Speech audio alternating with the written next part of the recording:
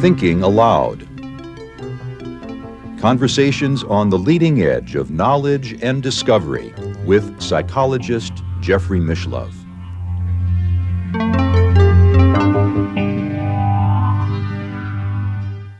Hello and welcome. I'm Jeffrey Mishlove. Once again, I'm going to be having a conversation with myself. It's hard to know exactly where it's going to lead because it will be a spontaneous conversation. A spontaneous conversation with me, that is. But our general focus is going to be on the future evolution of humanity. And a really good starting point for this discussion will be to talk about the time I spent with a wonderful man I considered my mentor, Arthur M. Young. He died in 1995, over 25 years ago, but he had an enormous impact on my life, especially at a time when I was young and impressionable. Arthur Young developed a grid, and the grid could be considered an extension of the periodic table of the elements, only it was really a periodic table of everything. It included subatomic particles, it included spiritual ideas, it included plants, animals, humans, and really even mythological structures. It was a very deep, penetrating insight into the nature of reality. You have to appreciate here who was this man, Arthur M. Young. He was born, as I recall, in 1905, graduated from Princeton University, as I recall, in 1926. And at that time, he had already been studying Einstein's theory of relativity. But when he got out of college, he went to the patent office in Washington, D.C. He wanted to find something that he could invent, some great idea that hadn't yet been invented. And the reason was that he wanted to be a philosopher. But he thought to himself that the real problem with philosophy in that day is that it had failed to anticipate the importance of technology in our culture. And he felt that in order to prove himself worthy of being a philosopher, he had to show that he could master the physical universe, that he could solve a technical problem. And he settled in on the problem of a device that could hover in mid-air and fly in any direction, up, down, right, left, what we call the helicopter. There had been apparently by 1926 some 200 unsuccessful efforts to develop such a machine. And so he set about doing it in 1926, and in 1947, his first commercially licensed helicopter, the Bell Model 47, came off the assembly line. He succeeded in creating the first commercially licensed helicopter. Of course, there were other models. Sikorsky, I think, was a little ahead of him. He had a big lawsuit with Sikorsky, which, as I recall, he won, because he had a unique design, and his helicopter received the first commercial license to fly.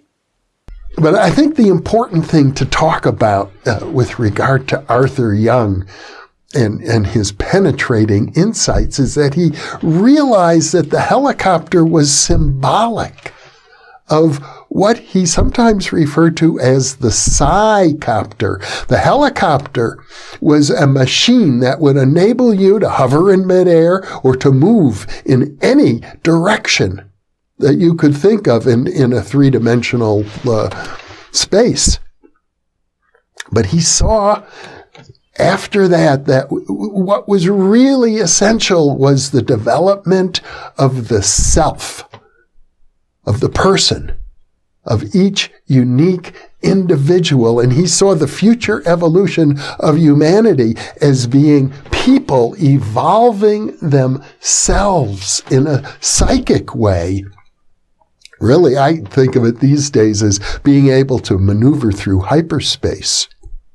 It's also important to mention at this time that Arthur Young developed a deep interest in UFOs, not just sightings, not just landings. He was very interested in UFO contactees. He kept a collection. Actually, I think what he did is he paid for the local public library in Berkeley near the Institute for the Study of Consciousness, where I lived with him for a period of many months.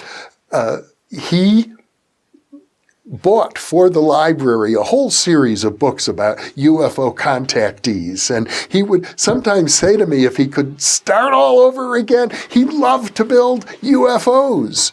But he was very interested in the inhabitants of these vehicles and the many reports of individuals who claimed that they'd had contact, that they'd even had lengthy conversations and a deep understanding of UFOs at that time. And you have to appreciate, back in the 1970s, this was a hot topic for many reasons, as it still is today. We can look back over 50 years of UFO activity, and we see something very mysterious. We see something very elusive.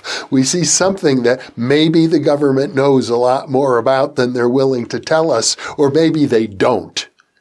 And maybe it's because the phenomenon is so confounding that the government doesn't have a handle on it, and all the secrecy is they don't want people to know how ignorant they actually are. I lean really more in that direction than in the direction of thinking that the government is hiding some big secret.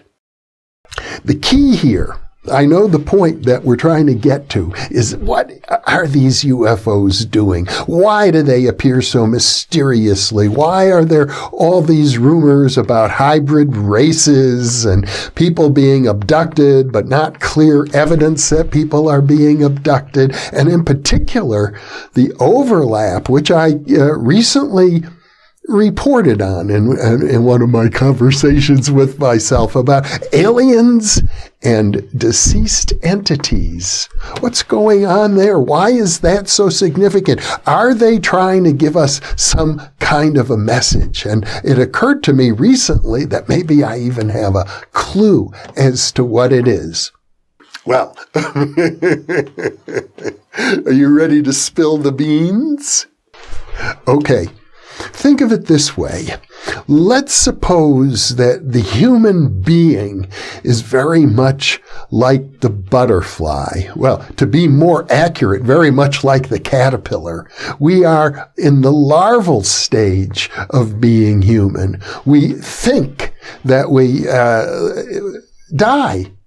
We think that at the end of our life, we basically shed these bodies, and who knows what. It's up to religion at that point to determine. And I think, for example, a lot of Western religions basically take the attitude, well, when you die, you go into a permanent deep sleep until the day of the resurrection. So there's no communication to speak of with deceased beings because they're sleeping, waiting for the resurrection. It's almost the same as the materialistic idea of when you die, you're dead, because until the resurrection comes, you might as well be. So that's one, I would say, largely held vision.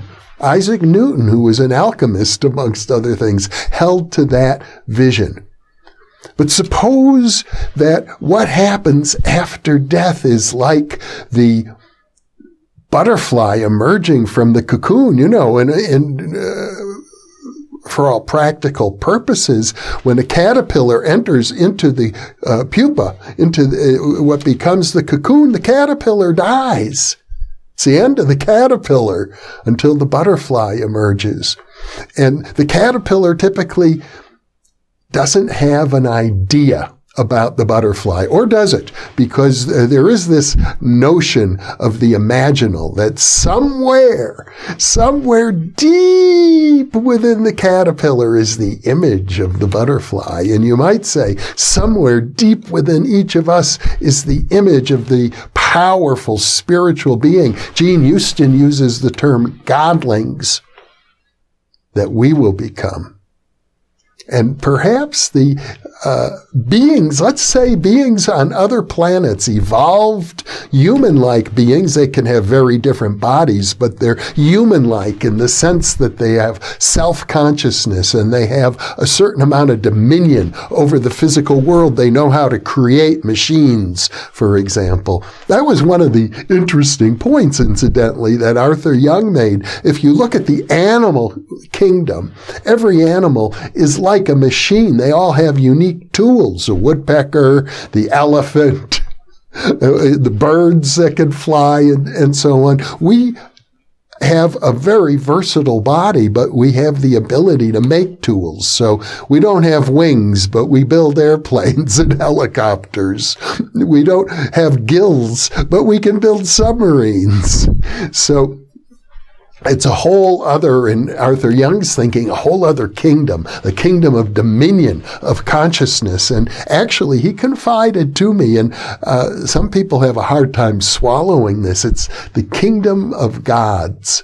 We are essentially evolving a godlike powers. And the next stage for us is going to be consciousness of the cycles of birth and death, conscious awareness of our future being, of our spiritual heritage, of our potentialities for psychic and spiritual functioning. And we're very far from that on a social level. But individually, I think it's fair to say many, many people, because of their religious backgrounds or because of their esoteric training or because perhaps of karma, you could say they were born with it, many individuals are perfectly well aware of this kind of psychic functioning. Yeah, they experience it on a regular basis. And the funny thing is this, if they talk too much about it, they might get put in a mental institution. The really good, smart ones keep it to themselves, I suspect. Or they develop a career as a psychic or as a medium and deal with the insults and abuses that are likely to come their way as a result of that. And many people are very successful in that regard, although I don't think there's a single public psychic who hasn't been subject to a vicious attack. Even parapsychology researchers are. And I say that simply because that's a statement about the culture at large. That's, how are we going to take an evolutionary leap when the culture jumps all over people who are ready to do that? So the evolutionary leap is typically taken by individuals on an individual basis, not by humanity as a whole. But if we are to enter into a state as a species, as the human population of planet Earth, where we can enter into regular, ongoing contact and communication with alien beings from other planets, for example, perhaps we have to jump up a level. Perhaps we have to acknowledge that we are multidimensional, hyperspatial, spiritual beings, that the death of the physical body is very little different than a snake shedding its skin, for example. Otherwise, we're not really their peers. If we expect them to be like us and they have kept their distance from us, for all we know, they genetically engineered us.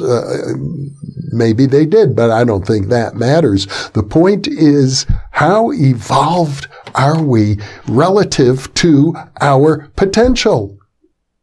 It's that simple.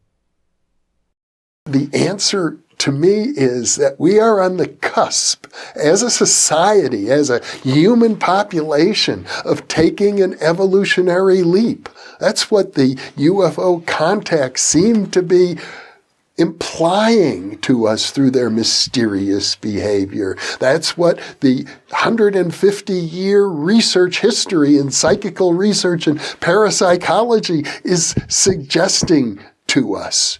We are on the cusp of being able to do that. And by cusp, I'm thinking of maybe over the next 150 years. That really is a very short time in human evolution. That sort of settles things, doesn't it? You sort of nailed it down. You made the point that we're going to make. And maybe now it's time to say goodbye. So thank you for inviting me to be with you. Thank you for being with me. And for those of you listening or watching, thank you for being with us. Thank you.